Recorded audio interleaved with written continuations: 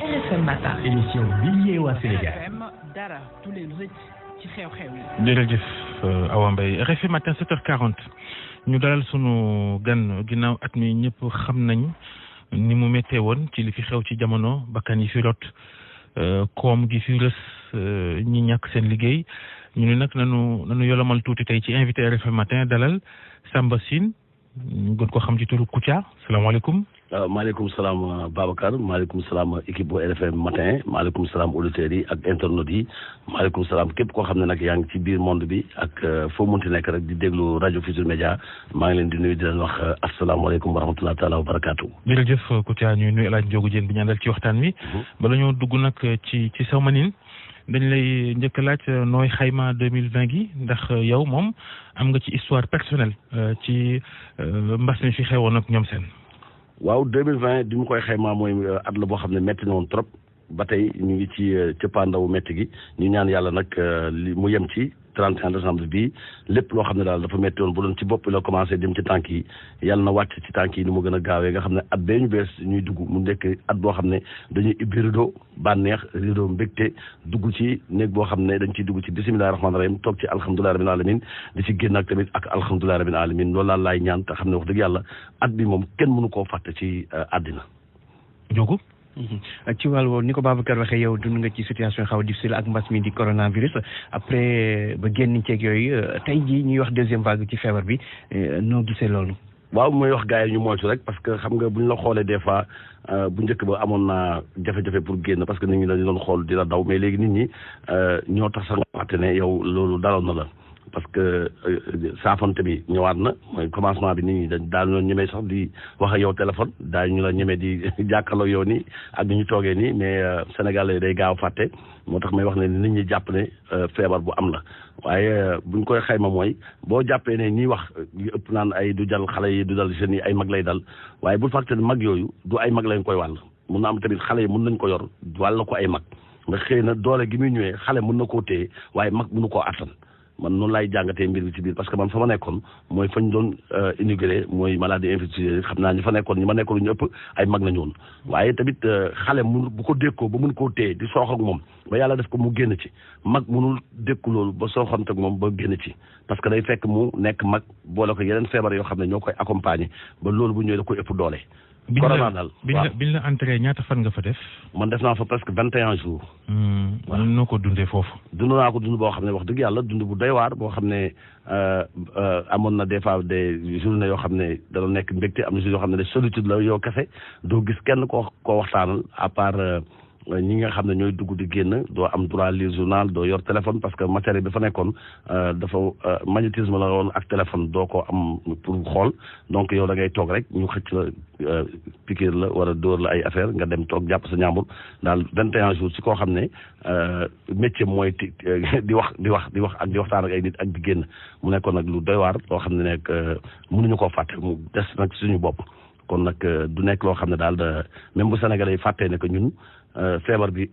dundoon nañ ko ba amaat approche suñu diggante ñoom loolu moo ñu gënal waaye ñun psychologiquement bu ñu wéetee dañu xam ne feebar bi feebar bu am la. est-ce que tey jii après loolu expérience bi ñu ci jot a dund yaa ngi impliqué wu ci sensibilisation bi maanaam di wax ak nit ñi di leen di ñaax ci feebar bi ngeen ñu moytu surtout jamono joo xam ne ñun seetlu ne nit ñi ñu bëri respecté tuñu gestes barrières yi. waaw su ma koy def dama ko def ak ñi nga xam ne ñooy samay xarit. mais pas pour def ko ak état Sénégal parce que bu moment boobu dañ maa seetaan amul kenn koo xam ne ñëw na fa ci gouvernement bi wala kuy liggéey ci gouvernement bi pour wax ne ma vraiment boo génn ñu ngi lay masawu ci li la dal wala après ñu xool ma daal lijjanti nan nañu mën a boolee ci équipe bi nga xam ne dañu war a sensibiliser Sénégalais yi. woowuñ la. non amul kenn ku ma ci woo. ñoom du kenn à part ces relations yi nga am ak certains ministres yi nga xam ne dañu ngi seq yow jàmm di la bëgg nemmeeku mais état Sénégal moment boobu wax dëgg yàlla dañ maa seetaan te gis naa ne ñu defal ko ñeneen ñoo xam ne woo nañ leen nemmeeku leen ay jours yu ko fi amoon diggante boobu Salif Keita nelaw na fi ñu tudd Mori Kanté nelaw na fi ñu woo ko téléphone mas ko te man période boobu maa ngi woon ci mbir mi moo tax ba ma génnee ma ne lépp lu yoo xam ne sensibilisation la état def ko dama koy boycotté mais dinaa wax ak samay nit ak ñi nga xam ne xamoon nañu dama tëdd wax leen ne feebar bi am na nañ ko moytu. acteurs culturels yi di ñi yëngu ci wàllu musique ak leneen seen métier wi nga xam ne wax nañ ko Sénégal gépp ci liñ leen tere yëngu ci bi yëf yi mel ne lu jógaat yow ban position nga ci am yow. waaw léegi li ma ci am kay mooy mbir mi il faut gars yi xam ne ni ko Côte d'Ivoire dundee dañu ko war a dundee parce que nee naa Côte d'Ivoire waxu 3e mandat bi ñu doon wax naan day am ak du am li tax man dama jàpp ne Alassane Ouattara dafa mujj suux ci affaire bi dem ba génn ci mooy moment bi ñuy werante loolu moom fexe na ba ne dund leen ak coronavirus bi nekk leen ak moom te xam nga ku xam Côte d'Ivoire xam ne dëkk la boo xam ne vraiment secteur culturel ak li nga xam ne moom mooy divertissement dafa am doole ba nga xam ne ñoom comme que yeewi nañ leen ci loolu rek dañuy ànd ak li nga xam ne mooy président bi ci loolu parce que bu ñu leen tënkoon ci 3e mandat ba pare teg leen ne doo leen fi génn doo leen ko fa kon tey Ouattara du nekkaat ci position bi mu nekk il faut gars yi bàyyi ñu dund ko te jël ay mesures yoo xam ne yu sévère la par rapport ak masques yi ak distance yi mais boo tënkee ñëpp la ba pare tëj leen seen biir kër amuñu lu ñu lekk amuñu lu ñu naan yaa ngi indi problème boo xam ne wax dëgg yàlla révolte lay doon. kon daal yow li nga gis mooy dogal yi mesure restriction artistes yi nañ ko dindi bàyyi leen ñu liggéey. dañ leen bàyyi ñu liggéey parce que du ñu leen bàyyi ñu liggéey dafay indi parce que yaa ngi bàyyi marché yi ñuy jaay lépp ngi normal nga téye artistes yi bu liggéey tamit vendredi samedi dimanche lay doon 3 fois dans la semaine parce que lii jii ñëpp. jamonoy arbre de Noël la yow daa nga ci gagné ay marché. non marché yoo xam ne tey bu ñu ko doon évoluer egg na parce que ay 2 millions 3 millions 4 millions yoo xam ne dañ la koy fay ci diggante 15 jours diggante le 15 décembre ba le 15 janvier day am ay fin d'année arbre Noël yooyu yëpp nga perte ko nag boo demee nag ba ñu amee fit bay takk ñaari jabar c'est parce que yaakaaruñu ko ci salaire bi nga xam ne. moom loolu la mayoon fit moo tax nga dugg ci ñaari jabar moo tax ma takk ñaari jabar wax dëgg yàlla. yow nooy amee kay gi noo koy amalee. ñaari ngay def ñaari fan ngay def wala. ñaari. ma ne ay loo si soxna yi noo koy defee. ni ma koy defee nii mais da nga koy ay loo. ma ne ñaata fan ngay def yow. man ñaar wala. nu ko lislaam waxee rek lislaam ñaari fan la wax. non lislaam waxul lislaam déggoo rek la wax. yow ñaar ngay dóor. waaw déggoo ak. mbaa jéngoo waaw déggoo. mbaa jéngoo léegi ñu yegg ci vrai Kouthia bi. waaw Macky Sall yow ngoon ñu ngi lay xaar ci sa discours looy wax sénégalais yi. salaamaaleykum sénégalais yi di leen nuyu kenn ku nekk sa tur ak sa sant di leen xamal ne incha allah rabbi décision yi nga xam ne xalaat naa ko pour ñu jël ko il faut ñu ànd ci. mënoon naa ko jël ba ñu leen tàggu. parce que loi may na ma jël ay décisions yoo xam ne duma ko jaaralee assemblée nationale kenn du ci lam-lamee ko loolu lay doxal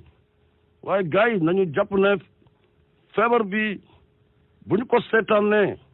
danañu dominer ba ñi nga xam ne dañ koy dund ak ñi nga xam ne dunduñu ko day mel ne à légal parce que tamit nañu waxante dëgg mënuma leen defal loo xam ne dama koy bañal ñeneen ñi Côte d'Ivoire ñoo xam Mali ñu ngi ci couvre-feu ak Mauritanie bi nga xam ne wax dëgg yàlla au début dañu góorgóorloon waaye léegi gis nga ne cas yaa nga yokku fu ne nag yéen a ma mën a jàppale parce que je suis entre le marteau et l'enclume xaw ma lan laa def yéen laay déglu maa waroon def discours waaye tey seen discours laay déglu mooy discours boo xam ne da ngeen may nangul ñu def distance yi ma nangul leen li nga xam ne moom ngeen bëgg pour Sénégal jëm kanam. mais sa doxantu permanente bi nga doon def samedi moom loo ci jublu woon. boobu dama doon xool chantier yi nga xam ne defar naa ko. ndax affaire bi jaar na yoon war a jaaru yoon xool ndax embouteillage bi am ci dëkk bi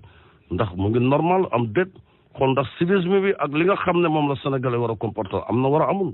et puis dama doon profiter pour defal live Facebook quoi xoolal. mais Kouthia dañu bëgg nga expliquer ñu Macky Sall neexul woon toppandoo ci bu njëkk ba nan nga fexe ba adapté yëf yi da ngay répété wala. non dama koy xool di ko jàng xam ne sa waay problème bi il fallait ma def tuuti régime accéléré. lekk lu bëri pour sama lex mën a génn parce que moom waxam da koy bloqué ci biir. kon toppandoo gi ba ci melokaan bi. ba ci melokaan bi parce que moom fi muy jëlee wax ji ci baat bi wala ci. daf koy téye ci baat bi parce que bu fekkee ne moom lex yi dafa génn ay temps dañ ko doon woy ñàngal sàll ñàngalul parce que problème bi reetaan la woon léegi dem na ba nga xam ne ñaari lex yi ak sa lamine moom ngay dugal ci diggante bi bloqué lamine bi ci suuf bàyyi ko mu dem ci kaw. makki bu mer makki bu sëri ak makki bu reetaan dafa am ñetti. Ndiogou mënatul wax léegi yow Idrissa Seck fan yi gisuñu la dafa mel ni da nga doon xaar pour monter ci nguur gi rek daal di mel ni ku du mooyu gars yi. waaw maa ngi leen di nuyu Ndiogou di am contentement bu mag ginnaaw yàlla ak yonent bi bu ma nuyoo ñi nga xam ne ñooy kilifa diine yi damay nuyu son excellence le président Macky Sall Seri Maram Faye baayu Amadou ak Mohamed Magu Aliou Goro Mansour patron wu Idrissa Seck moom ki nga xam ne mooy mburu man may soow waaw mburu moom sama digganteeg moom wax dëgg yàlla yàgg na ndax xam nga ne mburu ak soow fu ñu ànd rek ponse la te sama patron wax fa dëgg yàlla daf maa defal loo xam ne lu ma namoon la ndax gëj ngaa dugg ci bureau jël ay papier di ko bind bi Aminata Touré demee liggéey bi nga xam ne moo njëkk a jaaxal sama patron mooy li gars yi waroon liggéey ci at ci weer laa ko liggéey mooy wane ne namoon naa liggéey bi waaw son excellence ginnaaw yàlla ak yonent bi le président Macky Sall moom mburu man soow maa ngi koy déglu ci fépp foo xam ne soxla na ma fa rek ba taxaw fa. mais da nga gaaw a changé Idrissa Seck ndax nga xas ko tey suba nga xëy di ko tàccu bàyyi li yooyu bàyyi li yooyu noo gisee vaar bi bàyyi li yooyu passé na xam nga la passé c'est la passé ñu ngi ci cëppaandaw at gi bàyyi li yooyu loolu day damee rek ku ne am na fi ci jamonoy yonent bi amoon na benn saaba buñ naan xartini nekkoon na koo xam ne bu at bi musaan jeex day nettali waaye dañ ko doon wax ne yu gaaf yooyu bul ko expliqué waxal jaar yonent bi ci baax yi waaye ay tolofam bul ko nettali waaye daal sama digganteeg mburu moom wax fa dëgg yàlla soow man soow weex tàll ànd ak moom ku ñuy ñaanal soow mi kuy mburu mi man maay soow mooy mburu mais foog naa am na loo bëgg a laaj sérieusement ci sa analyse ci li Idriss Seck dem ci Macky. après bi ñu def 2000 ñu bëri nee nañ bi ñu ko falee rek ñu bëri nee nañ Kouthia waxoon na ko depuis 2019. foo tegoon loolu gisoon ne ñoom ñaar daañu àndaat. dama xam ne ñoom ñaar dañuy ànd te paregul ñoom ñaar dañuy ànd gu neex te ñoom ñaar dinañ ànd bu bett ñëpp te sa waay dina jóge fii mu nekk am beneen lu gën a rëy lii. ah bon waaw. maanaam maa la ko wax maanaam lii mu nekk nii buntu la rek pour tester bu demee nag ba Sénégalais yi na jéem ko minimiser yaakaar na garaawul après moom day nekk ci situation bu garaaw boo xam ne obligatoire. foofu ànd gi jëm ci sa gis-gis. ànd gi muy jëm ba ngay dégg son excellence. waaw loolu nga jàpp. mu day am.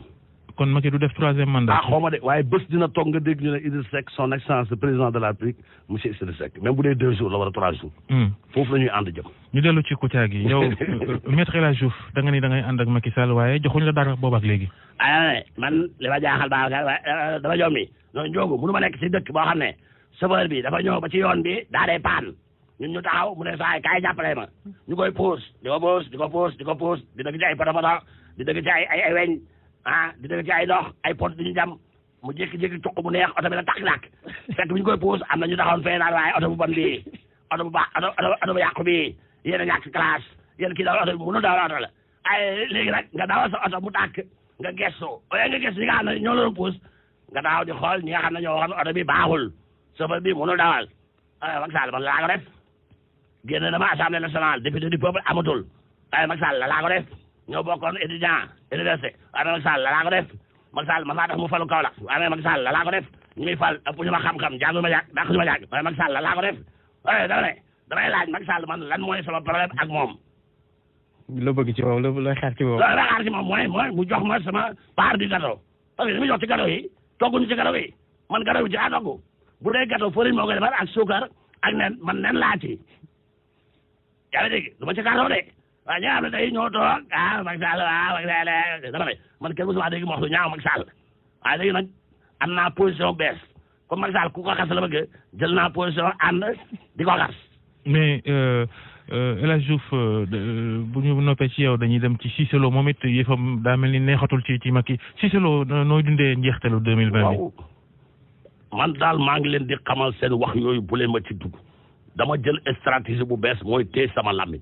parce que xam naa ne comme que su ma waxee benn ñu ne fukk la wax damay noppi sama yaram dafa tàng te am na yoo xam ne mënu ma ko wax xam nga barki démb li Mimi Touré def tey bu fekkoon ne sama digganteeg mburu neex na kon am na nu ma génnee waaye dina xam kan moo koy waxal léegi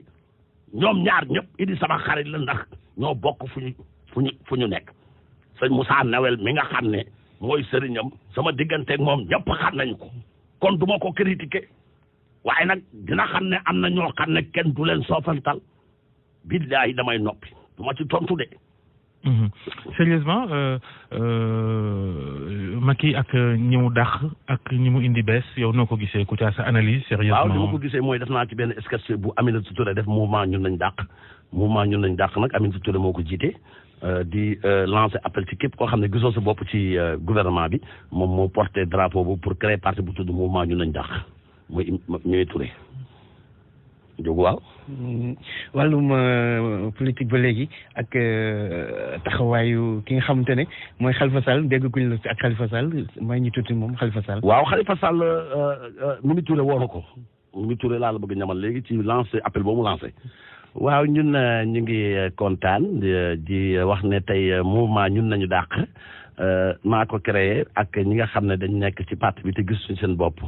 Le président Macky bu ñu dàqee laa toog ne nañu xool ñi nga xam ne dañu nekk ci parti bi nekkoon ci gouvernement bi te gisuñu seen bopp léegi ñu créé suñu mouvement ñun nañu dàq ñun nañu dàq nag mooy képp koo xam ne da nga nekk ci parti gisatoo si sa bopp. dàq accéléré. waaw ñu waa kay ñu accéléré la cadence woo nañu démb dëcc